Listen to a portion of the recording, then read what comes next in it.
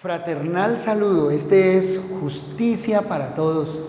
Hoy se encuentra la doctora Jenny con Gilmar Tafur y su equipo de abogados asociados listos para conversar, para hablar y para impartir un conocimiento, unas experiencias.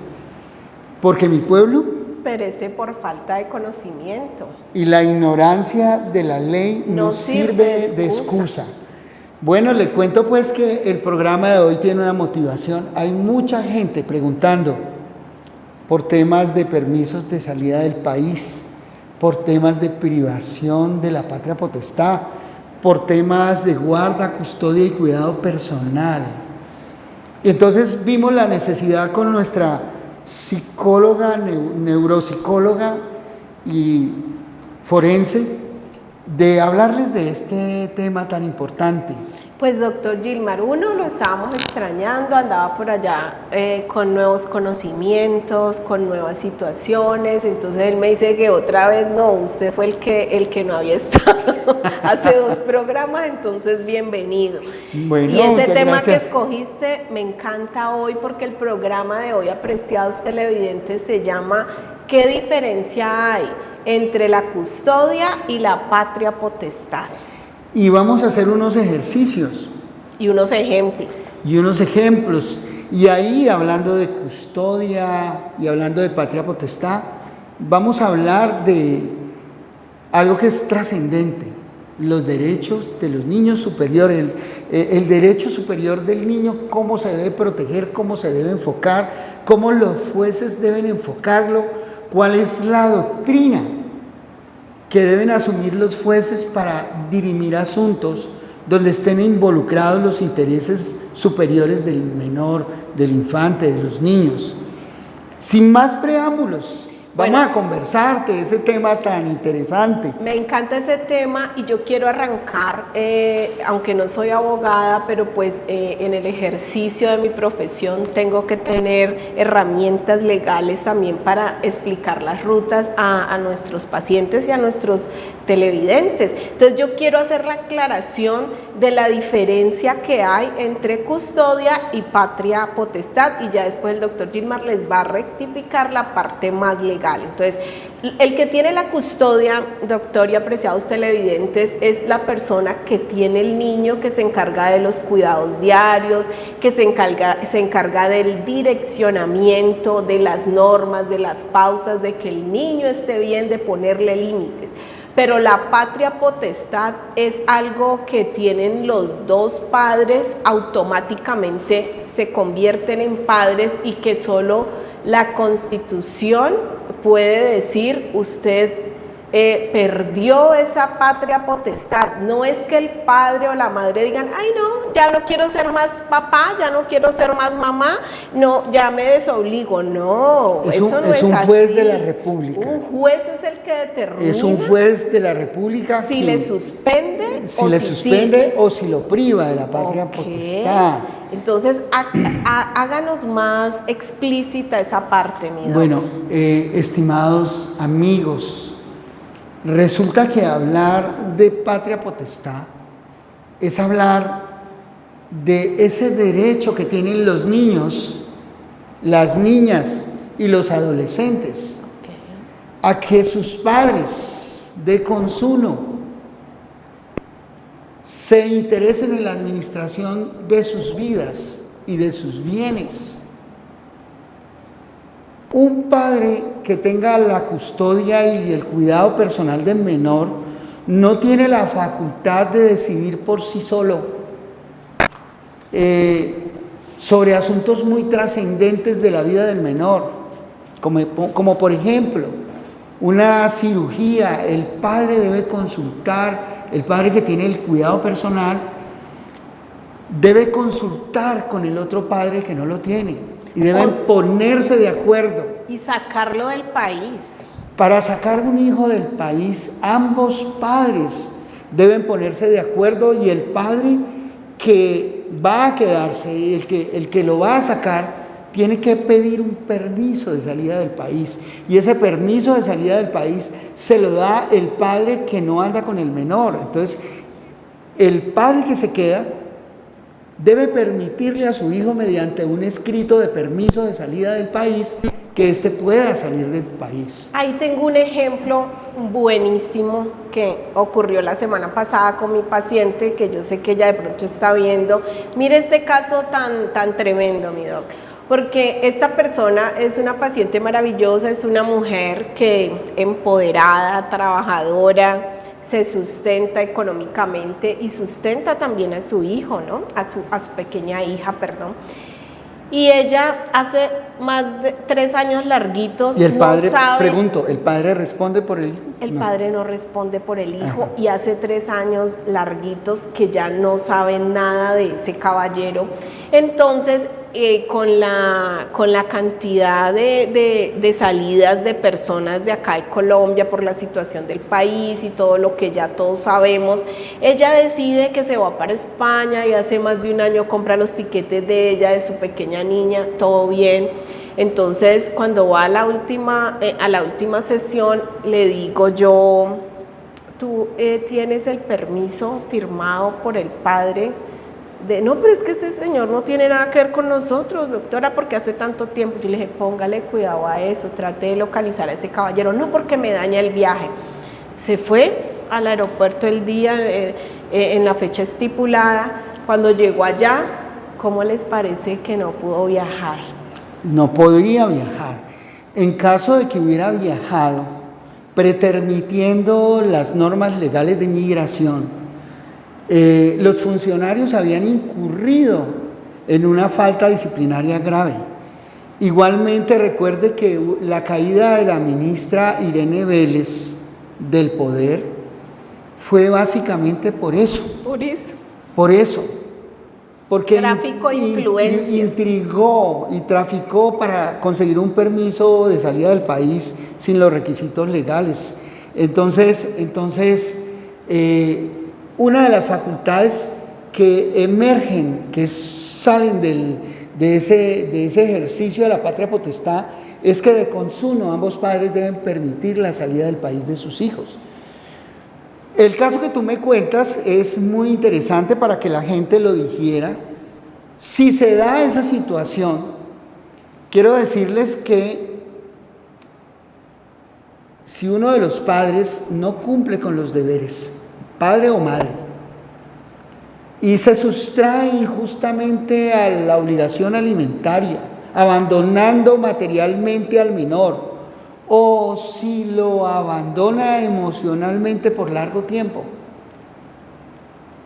eso puede ser una de las causales que se alegue para pedir la privación de la patria potestad.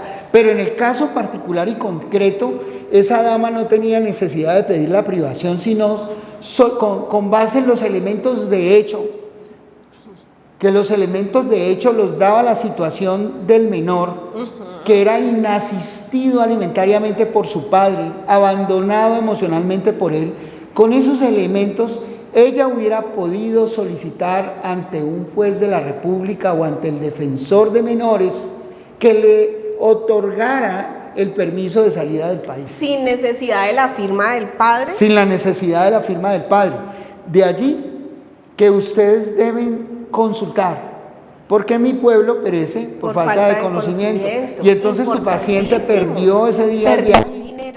Perdió un dineral. Claro. Porque no viajó por culpa de ella. Se perdió el cupo. Mire, doctor, lo importante es que ustedes vean este programa por YouTube, Justicia para Todos.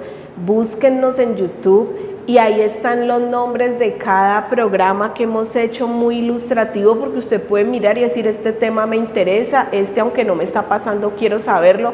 Reproduzcan este programa, apreciados televidentes, no se queden solamente viéndolos ustedes, más tarde lo suben y entonces ustedes pueden publicarlo en sus redes porque esta información es muy valiosa. Mire mi paciente, ¿cuánto dinero perdió? Y pues ella no es que sea una persona adinerada como para darse esos lujos de estar perdiendo. Y además perdió dinero. La paz, le vino zozobra, le vino estrés, Total. Se le bajaron todas las defensas. Había vendido todo. Imagínese usted el auto, el estado crítico emocional de esa mujer al presentarse en una situación como la que se le presentó por no consultar. Doctor, a mí me encanta el eslogan de este programa. Mi pueblo perece Por falta de conocimiento. y la ignorancia de la ley no sirve de excusa. Cuando ella se presentó allá en las oficinas de migración no pudo salir. Y le preguntaron, me imagino, le preguntó, ¿y el permiso de salida del país? No, es que el hombre no responde desde hace 3 años. Y me llama desde por allá, yo vi la llamada como, eso fue como a la madrugada, yo que iba a ver eso. No, pero es que venga, de pronto si usted habla con la psicóloga, no, eso no es así.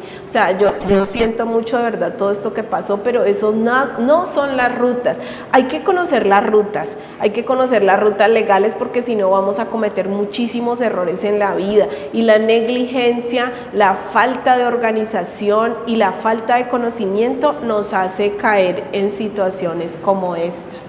En referencia a la patria potestad, esta sirve para que el padre y la madre representen los intereses del menor ante los jueces, ante las autoridades administrativas, defiendan los intereses del menor. Esa es una de las características de la patria potestad. Cuando se pierde la patria potestad o se suspende, ese padre a quien se le privó de ese ejercicio de la patria potestad no puede hacer nada en nombre del menor. Y una de las consecuencias de perder la patria potestad es que el padre que pierda la patria potestad no hereda los derechos del menor en caso de que éste fallezca.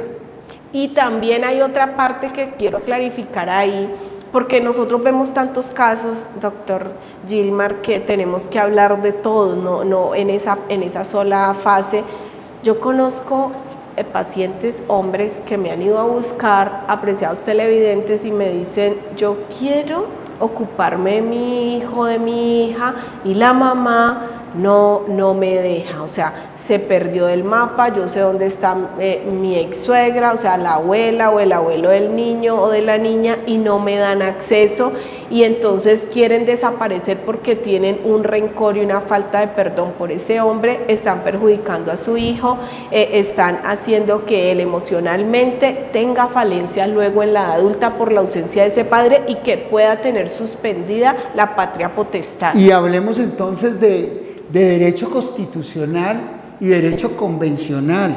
¿Qué se haría en ese caso? Digamos lo siguiente, los derechos de los niños priman sobre los derechos de los adultos. Okay. Entonces, el odio de un padre o de una madre no puede separar a los hijos de esa relación con el padre a quien no le quieren permitir. Y en ese sentido, el padre que está haciendo eso puede ser privado de la patria potestad, porque esa es una forma de maltrato. Es maltrato de tipo psicológico. La Constitución política, en una de sus normas fundamentales, defendiendo el título de la familia, dice que los menores no podrán ser separados de su familia.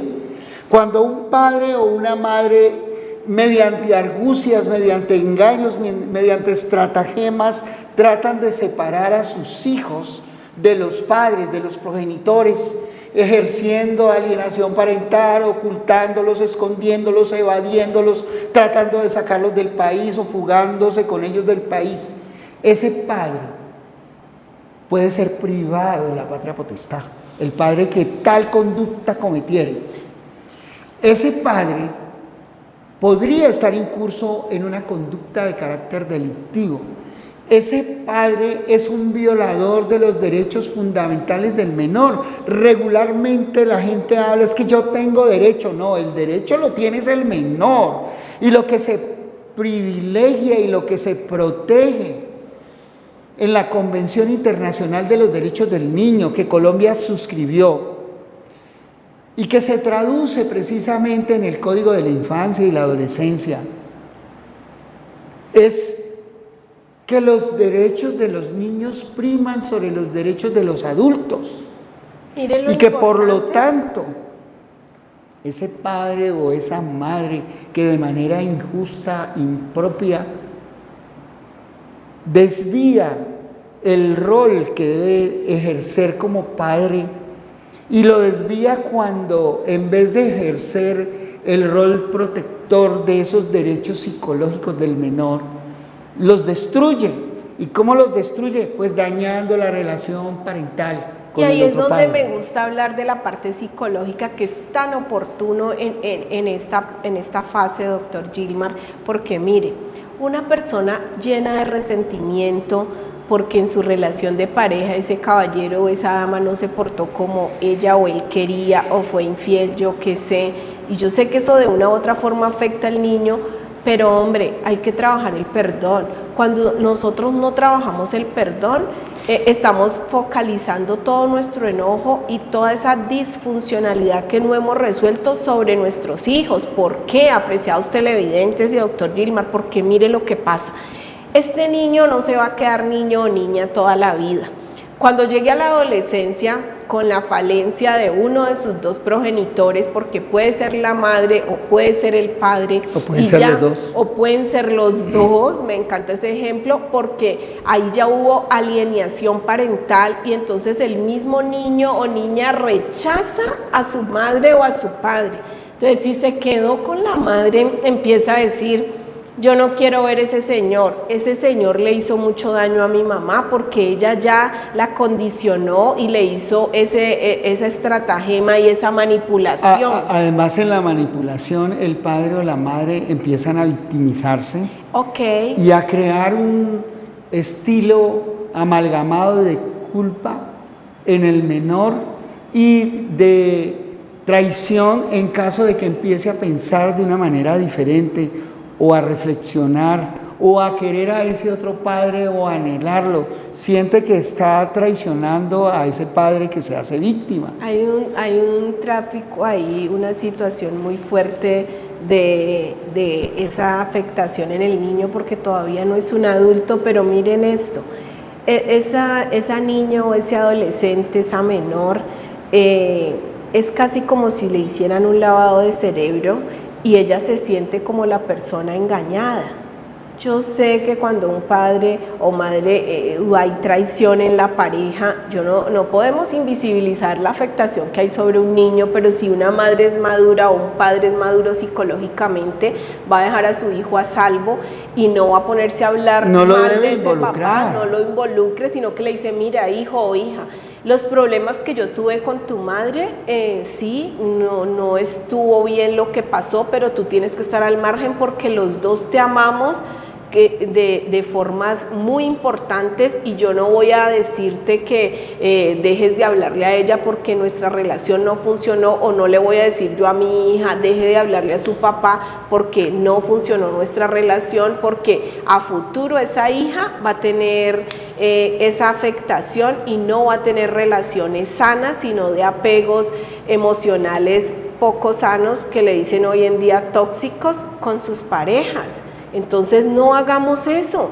Si no nos funcionó nuestra relación de pareja, ¿por qué vamos a focalizar esa rabia y ese enojo haciendo esa manipulación con nuestros hijos? Porque se destruye el alma. Y eso lo que tú dices. Una vez que se destruye el alma del niño, reproducimos una figura de maltratadora, manipuladora, controladora, dañina, tóxica. La destrucción es muy grande en el niño, eso lo ve constantemente uno en las experiencias con los clientes.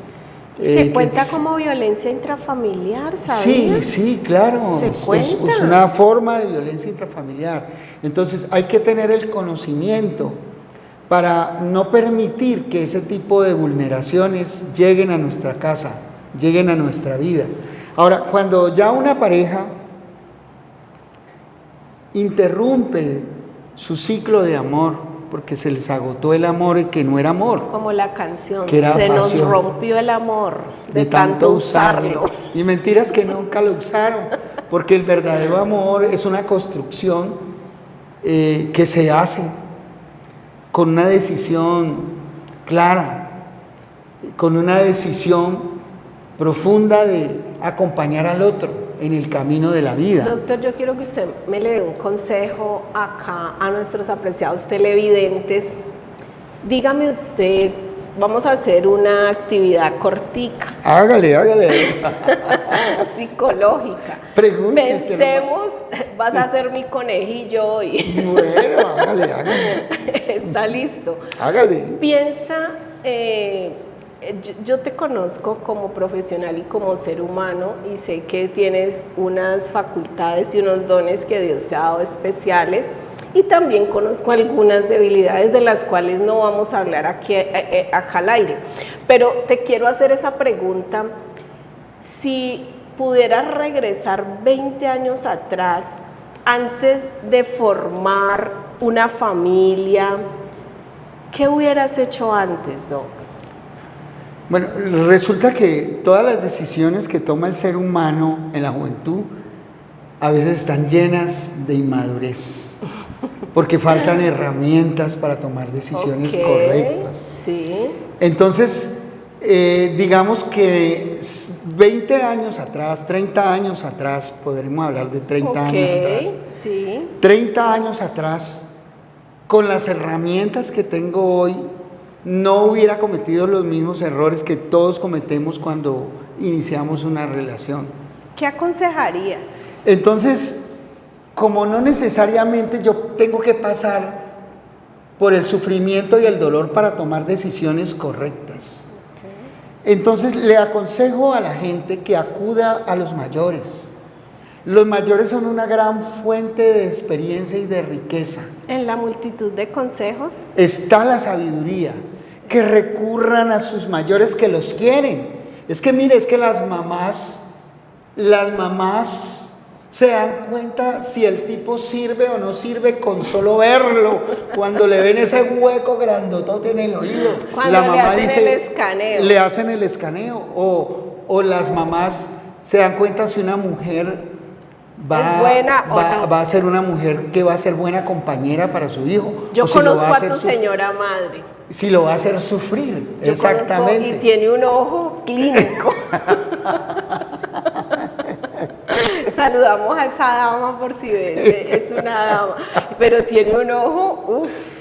Yo creo, respondiendo, de que no hubiera cometido los errores que se cometen, porque inicialmente uno actúa por emociones. Okay. Y no utiliza la razón, ni utiliza el consejo de Dios, aún siendo creyente. Uno se va por las cosas físicas, por las cosas que ve aparentemente, pero no ausculta el alma, lo que hay. Y ahí es donde casi todos se equivocan. Entonces, el consejo para todos es, caramba, no se apresure a tomar decisiones, sino antes consulte con Dios. Consulte con los mayores que tienen mucho que aportar. Mire, si usted, por ejemplo, quiere conseguirse una mujer buena para su vida, vaya a la casa de ella y mire cómo se comporta, mire cómo trata a la mamá. Yo le haría un estudio de caso completo. Exactamente, mire cómo trata a la mamá, así como trata a la mamá y al papá, así lo va a tratar a usted.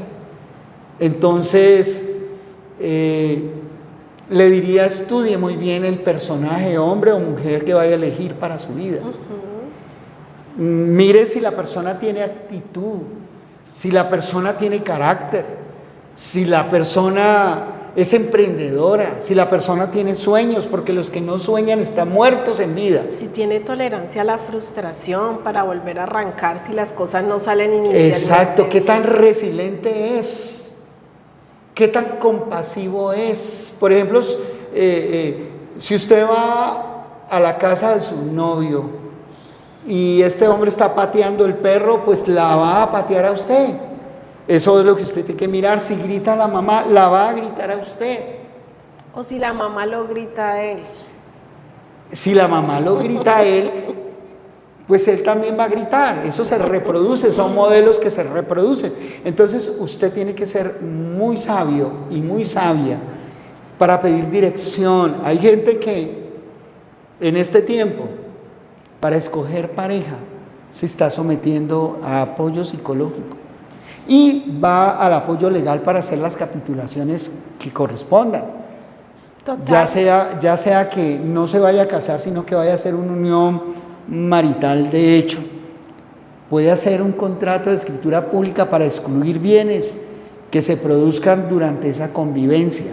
¿Sabe por qué le hice esa pregunta, doctor Gilmar? Porque tiene que ver con nuestro tema de hoy, porque finalmente independiente de que no tuviésemos, la mayoría, no, lo que tú dijiste, gracias por tu sinceridad, porque yo sé que así es, la mayoría no tuvimos experiencia ni teníamos este conocimiento que tenemos ahora, pero ¿qué es lo que pasa ahí? Cuando ya hay hijos de por medio, ¿qué tenemos que hacer? Pues corregir y resarcir esos errores que hemos cometido ahí, y eso se hace empezando perdonándonos primero a nosotros mismos, perdonando a la otra persona si yo la afecté, si de pronto fui yo la que cometió o el que cometió esa cantidad de errores, pues acercarme a esa madre o a ese padre de mis hijos o de mi hijo o de mi hija y decirle, hombre, no importa cuántos años hayan pasado, perdóneme, en ese tiempo, míreme cómo he evolucionado. Y además eso no implica, el perdón no implica el continuar una relación que usted sabe que es tóxica para usted. Para nada. Y que es dañina y que le va a destruir la existencia. Total. No es para un acercamiento, que eso es diferente. Porque es que la condición de padre o madre no se pierde con la separación, y es lo que se debe entender. Y precisamente es muy bien traído el pensamiento cuestionador para decirle a la gente, mire, definitivamente hay que defender esos intereses superiores de los niños, y defender ese interés superior del niño implica reconocer los errores propios y perdonar los ajenos y sacar adelante a esos muchachos que aún estén grandes, se ven afectados por las decisiones que tomamos, y a veces nuestras decisiones son decisiones de resentimiento, de destrucción del otro a toda costa, con razón o sin razón, y entonces los afectados siempre son los muchachos, y eso se va a ver reflejado en el comportamiento de ellos. Y otra cosa, mire, doctor Gilmar, usted dijo, acudan, un buen consejo, me encantó, acudan a las personas mayores que tienen experiencia, y pues uno no nace con esa experiencia, pero yo le aumentaría una cosa ahora, que es lo que nosotros estamos haciendo con estos programas y con esta información tan valiosa que les pasamos. ¿Y cuál es? Yo le pediría asesoría a un psicólogo y a un abogado. O sea, yo pediría eso. ¿Por qué? Porque si de pronto está muy enamorado o enamorada y esta persona, usted la ve que es como floja en el área laboral o que tiene poca tolerancia a la frustración, como lo dijiste tú, hay que ser resilientes para muchas cosas, y esa persona no lo es, pero tiene otras cosas buenas, entonces yo digo, bueno, yo pongo a salvo mi patrimonio si es que yo he trabajado algunas cosas, y empezamos a acudir a un abogado. Pero yo también quiero que él empiece una terapia psicológica para que lo orienten, porque no tiene criterio, le falta criterio y no tiene poder de decisión, no va a ser una cabeza, sino que tendría que asumir la mujer ese rol. ¿Qué dices tú a eso, Don? Totalmente de acuerdo. Definitivamente en la multitud de buenos consejeros, no de cualquier consejero, hay sabiduría y se toman buenas decisiones. Y usted puede estar muy tragado, y ese es el error más grande, porque cuando usted está bien tragado, usted no toma decisiones maduras. Tiene un velo. Tiene un velo, usted no ve, usted no entiende, como dice Shakira. Puros corazoncitos alrededor. Exactamente. Entonces, ¿qué es la sabiduría para salvar el interés superior de los niños, los menores, las niñas y los adolescentes? Pues defender esos derechos consagrados en los códigos de infancia y adolescencia, que no son más que la traducción de la Convención Internacional de los Derechos del Niño. Constitucionalizar los procesos de cuidado personal y privación de la patria potestad. Son dos cosas distintas, muy diferentes, pero muy importantes. Y fíjese que hemos hablado más de privación de la patria potestad, que existen unas causales y frente a las cuales el padre que sea testigo, que conozca que ese otro padre ha infringido la dignidad del menor, lo ha abandonado psicológicamente o materialmente, y que no ha asumido la posición que le corresponde, entonces frente a esas situaciones hay que promover la acción de privación de la patria potestad. No sin antes decirles que así se prive de la patria potestad, las obligaciones siguen económicas del padre que se prive de la patria potestad continúan, y que si ese padre no suple económicamente, pues están los abuelos. De allí que no le digan a su hija o que no le digan a su padre y a su madre que usted no tiene nada que ver con la persona que yo elija, porque si esa persona no responde, entonces le toca a los abuelos asumir. Rastrean a la familia. Le toca a los abuelos asumir las obligaciones del hijo que no respondió. Y nosotros hemos demandado a abuelos y les ha tocado responder. Hemos embargado sus derechos pensionales, sus bienes inmuebles, porque no respondieron sus hijos por sus nietos. Y algunas personas pensarán, y cuando escuchan esto dirán, pero qué injusticia, ¿qué tienen que ver los abuelos o esta situación? Si nosotros vamos hasta al trasfondo y hacemos una línea del tiempo de lo sucedido, tienen bastante que ver, porque yo quiero que cambiemos ahora. Estábamos hablando de cuándo se puede suspender o perder la patria potestad, pero yo quiero que también pongamos ejemplo de cuándo se puede perder la custodia, porque la tenencia de ese niño está siendo vulnerada, porque no está siendo atendido, porque si de pronto vamos a verificar cómo restituir los derechos de un menor y llegamos a esa vivienda a las 10 de la mañana, están todos dormidos o drogados, ese niño anda por ahí deambulando sin desayuno, sin comer, y los papás están tomados o ebrios, entonces ahí también se puede perder la custodia. Eso también es maltrato y es una causa de privación de la patria potestad. O y como niños tú lo desescolarizados. Claro, y como tú lo dices, si hay un abandono del menor, si hay una falta de cuidado del menor por la persona que tiene el menor, ese padre debe ser sancionado con la privación del cuidado personal del menor. No debe cuidar al menor porque es inepto para cuidarlo. Ahora piensen cuando ninguno de los dos sirve para cuidar al niño. Entonces ese niño debe ir a una institución del Estado. A un hogar de paz. Para que ese niño sea candidato a la adopción, porque a veces la adopción es una solución al problema de ese niño. Recuerden ustedes que lo que tratamos de salvar son los intereses superiores del menor. Siempre prima eso. Y el menor debe primar sobre los intereses del adulto. Y cuando hablamos de constitucionalización de los derechos del menor, es hablar de que el menor es un sujeto de derechos. Okay. Y como sujetos de derechos se le deben respetar sus derechos fundamentales a la dignidad, a la vida digna, a la salud, a la educación, a la vivienda digna. Vea, oigan ustedes, cuando el doctor habla y explica eso, traducido al lenguaje coloquial, muchas personas, ustedes que me están viendo, yo sé, muchos que atiendo en estado de vulneración, porque yo sé que son personas pues de escasos recursos, etcétera, pero eso no tiene nada que ver. Yo sé que un niño tiene que tener sus alimentos y sus cosas, pero ellos dicen, ay, me quitaron el niño porque la vivienda era muy humilde. No, a usted no le quitaron el niño porque la vivienda fuese muy humilde, porque esa vivienda puede ser humilde pero estar limpia, y puede que se coman por la mañana un desayuno sencillo, un agua de panela, pero están unidos. Se lo quitan, ¿por qué? Porque llegan a ese lugar y ven que hay una vulneración de los derechos fundamentales de ese niño, y que esos escenarios de esa casa hay, por ejemplo, venta de drogas, venta de tiros, no las armas, pero venden los tiros. Ay, no, es que yo con esos me sostengo. Pues está vulnerando los derechos de ese niño porque lo está poniendo en un riesgo psicosocial.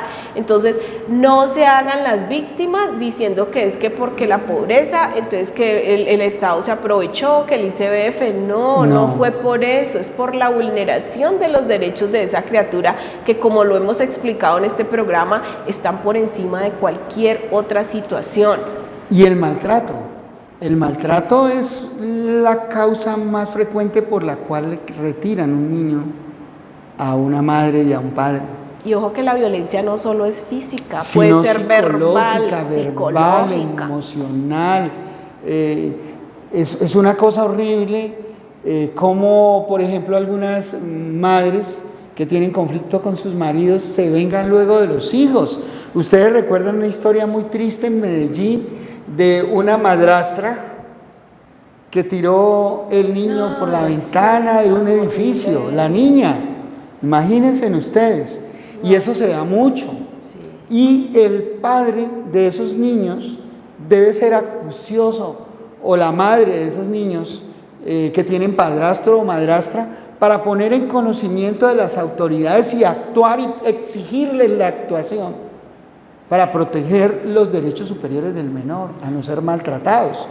Precisamente una paciente nuestra se consiguió un marido y ese marido le quiebra la pierna a su hijastra y la mamá se quedó callada. Ahora ya se denunció después de que tuvimos conocimiento del asunto. Pero ¿cuánto maltrato recibiría esa criatura? Imagínense ustedes. Entonces, para empezar, si usted tiene hijos y le pone un padrastro o una madrastra y le maltrata a sus hijos, esa persona no lo ama a usted. No, claro. Las abuelas decían, el que quiere el perro, quiere la changa. Es una cosa muy fuerte, pero debe ser tomada así en su sentido literal. ¿Por qué dañar a un niño? ¿Por qué dañar a una niña? ¿Por qué abusarla? ¿Por qué aprovecharse de su fragilidad? ¿Por qué explotarla? Pasa mucho, ¿no? Vea, doctor, este fenómeno que estamos viendo últimamente y que ha sido foco o está en el ojo del huracán Medellín por estos extranjeros que vienen acá a buscar niñas, ni siquiera son adolescentes, son niñas de 11, 12 años. ¿Saben por qué está pasando esto?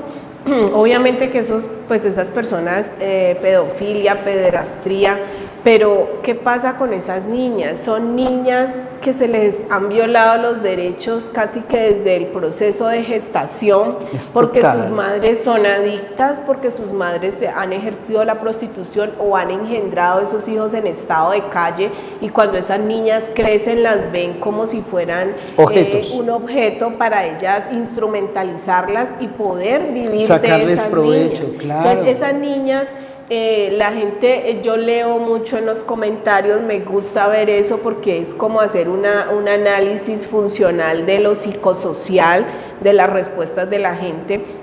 Y algunas personas, mujeres, colocaban ahí, esas peladitas son más peligrosas que no sé quién, que más recorridas que el Milenio, más recorridas que el mío, bueno, una cantidad de cosas. Yo digo, cuánta ignorancia, ¿por qué? Esas niñas necesitan la restitución de sus derechos porque ellas naturalizaron esos estilos de vida, porque prácticamente qué vida tan triste, desde el vientre han sido vulneradas, y cuando nacen, pues imagínese usted nacer en un escenario donde su madre está drogada, donde su padre delinque y también es una persona con problemas de adicción o de tráfico de estupefacientes, o viven en la indigencia, en estado de calle.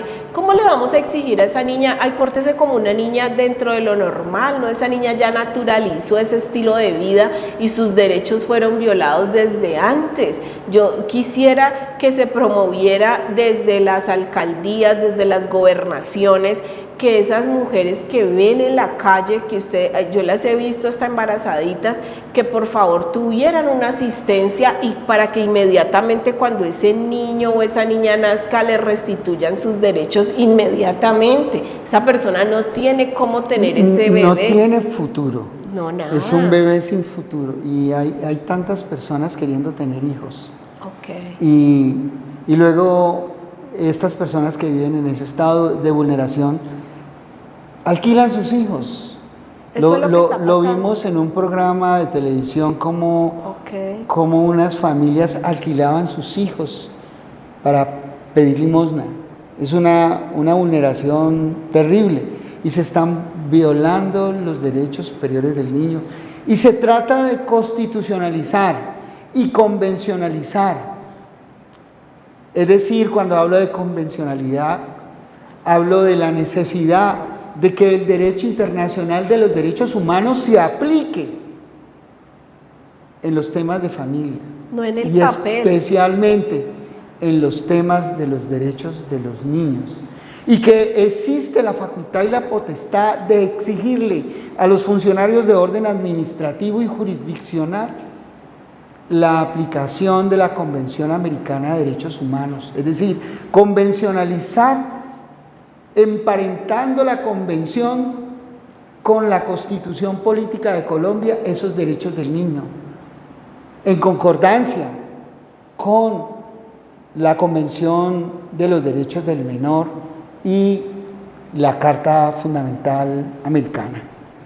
Y nadie está trabajando en eso ni le están dando la importancia que se necesita. ¿Por qué? Porque todo el mundo hace un boom, amarillismo, esos periódicos, esos noticieros, lo que están buscando pues obviamente son seguidores y like, comentarios, porque eso obviamente es lo que necesitan, pero nadie a la final hace eso con el interés de ayudar a esos niños. Vea, doctor Gilman, usted sí sabía que el cerebro humano es tan tremendo que cuando empiezan a dar esas noticias, hay personas que tienen esas problemáticas y eso se empieza a incentivar y entonces hubo un abuso y entonces allá se activó también ese otro y dijo hasta reproducir esas noticias es nocivo. Yo siempre digo no estén publicando eso porque eso hace que otros se activen y entonces estamos en un mundo fracturado prácticamente.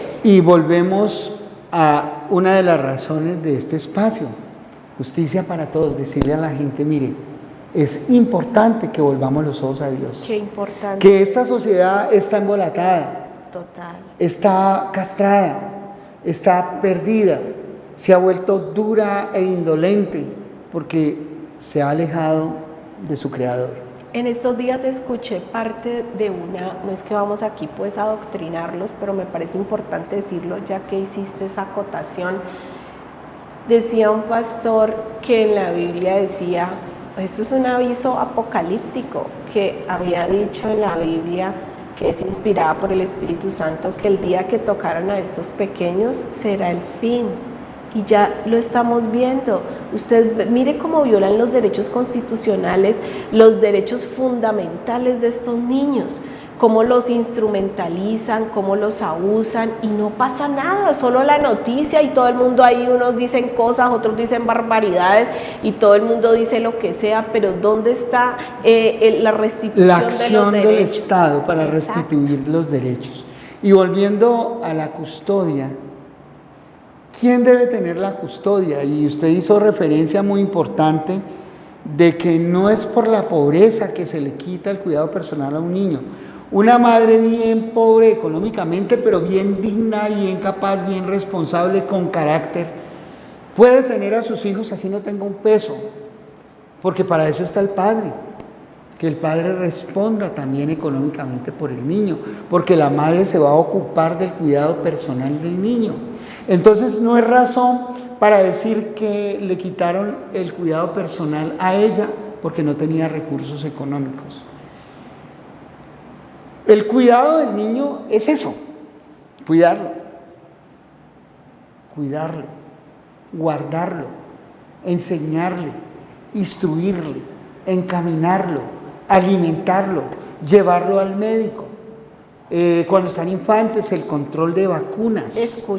Escucharlo, meterlo en los procesos educativos. Porque si no se mete a los niños desde el momento en que deben estar incluidos dentro de los procesos educativos, se les están vulnerando sus derechos fundamentales. Se le vulneran los derechos fundamentales al menor cuando no se lo lleva al médico, cuando no se pelea por esos derechos a la salud del niño, porque a veces las instituciones niegan los servicios. Entonces usted como madre o padre que tiene el cuidado personal de ese niño, usted debe instaurar las tutelas, buscar el consejo, buscar la defensoría pública en caso de que no tenga recursos para proteger esos derechos del niño. Pero tiene que actuar. Doctor, hay personas que parece una historia chistosa y usted dirá, no, pero ¿de dónde se inventan tanto? Pues de los casos reales. Hay personas que llegan con niños de 9 años que jamás en la vida les han puesto una vacuna. Ahí se ve que no es que sirvan mucho. Pero con 9 años no tienen una historia clínica, entonces cuando ya alguien los denunció ante el ICBF, entonces llegan corriendo, necesito una valoración médica, psicológica, odontológica, por terapia ocupacional y quieren todo el paquete. O compran el carril, porque eso lo venden, ¿no? También. Es una tristeza. Qué tristeza es. Entonces, un padre o una madre para tener el cuidado personal de su hijo, lo único que necesita es tener actitud de padre. Por eso un día la doctora aquí dijo en uno de los programas que todos deberíamos hacer el curso de padres. Escuela de padres. Esa escuela de padres. Se les entregan las herramientas para que usted sepa. Además hay muchos papás y mamás que creen que el niño es un objeto y que el niño les pertenece como objeto. No sabiendo que esos niños son sujetos de derechos y que lo único que hace el padre es representar a ese sujeto de derechos mientras adquiere la mayoría de edad. Cuidado personal es un derecho del menor, ni siquiera es un derecho del adulto. El menor tiene derecho a que lo cuide el padre, que le brinde mejores opciones, mejores oportunidades para su desarrollo integral. ¿Y usted sabe cuántos adultos atiendo yo que han sido vulnerados en esos derechos y que fueron abandonados, que llegan con una herida psíquica profunda y hasta con trastornos comportamentales y psicológicos agudos por esa vulneración que sufrieron o porque con los años se dieron cuenta que todo el lavado de cerebro que esa mamá o ese papá les había hecho era mentira y que se perdieron de una comunicación y de un vínculo con ese padre y con esa madre? Entonces dicen, yo ya qué hago, me da pena ir a buscar a mi papá o me da pena ir a buscar a mi mamá, creo que tiene cáncer, no sé, quiero encontrarme con ella, pero siento temor. ¿Por qué? Mire todo el daño que se efectúa a partir de eso. Es que cuando uno empieza a violarle los derechos a un niño desde su proceso de gestación, la afectación no es solamente física, también es psicológica, y para eso se necesita que esa persona tenga una ayuda multidisciplinar, profesional, y eso es lo que nosotros estamos ofreciendo en este programa hoy. Y sabe una cosa, si usted no tiene el cuidado personal de su hijo y se lo entregaron a un padre que no está cumpliendo, esas custodias no son eternas, son revisables. Total. Usted puede promover la custodia y el cuidado personal. Esas madres que utilizan el hijo como instrumento de batalla, como instrumento de venganza, de guerra. Usted puede quitarle la custodia o puede optar por una custodia compartida, que es otra opción que tienen esos padres que no tienen a los hijos. Los hijos tienen el derecho de tener un padre y una familia cercana y no ser separados de ella. Es un derecho constitucional, hace parte de los derechos inherentes a la dignidad del ser humano, y si es infante se le debe proteger. Y yo quiero agregar que en estos minutitos que nos quedan, que si usted como padre o madre tiene suspendida la patria potestad de su hijo, la puede recuperar. Eso que dijo el doctor Gilman, que nos faltaba madurez, nos faltaba criterio porque éramos muy jóvenes, entonces supongamos que usted ya perdió, está suspendida esa patria potestad, la puede recuperar porque usted ya es una persona nueva, así su hijo sea un adulto, no importa, hágalo simbólicamente, búsquelo, dígale, bueno hijo, nos perdimos estos años, borrón y cuenta nueva. El mejor día para empezar a hacer las cosas bien es hoy mismo. Conocí una historia muy triste de una dama creyente que no podía tener una vida conyugal idónea. Era una maltratadora y era una mujer cruel con sus parejas. Hasta que una psicóloga cristiana le habló y le dijo: todo esto te pasa porque no tuviste un encuentro real con tu padre biológico. Y tampoco vas a tener un encuentro real con tu Padre Celestial si no te encuentras con tu Padre biológico. Conozco la historia y la chica se encontró con su papá. Y después de esa experiencia, su papá era un hombre bueno y la que había dañado la imagen del papá era la mamá. Y la vida le volvió a esa mujer después de 35 años de separación de su padre. Desde allí, la vida de esa mujer cambió. Se restableció El ese perdón, vínculo. el vínculo, el amor floreció para ella. Cuando ella empezó a ver lo que ella le había hecho a sus parejas, se dio cuenta Se estaba vengando. que se estaba del padre. vengando y estaba usando el mismo mazo que la mamá de ella había usado contra su padre. Y cuando ella se encontró con su padre, empezó a ser buena mujer. Y se En convirtió ese ejemplo se resume en una todo. verdadera hija de Dios. Mire, allí en pantalla hay unos teléfonos claves. Ese celular 315-528-1453 es clave. Los bendecimos con la doctora Jenny Patricia Orejuela y Gilmar Tafur. Llegamos a su corazón el día de hoy. Sé que llegamos a su corazón. Usted necesita asesoría.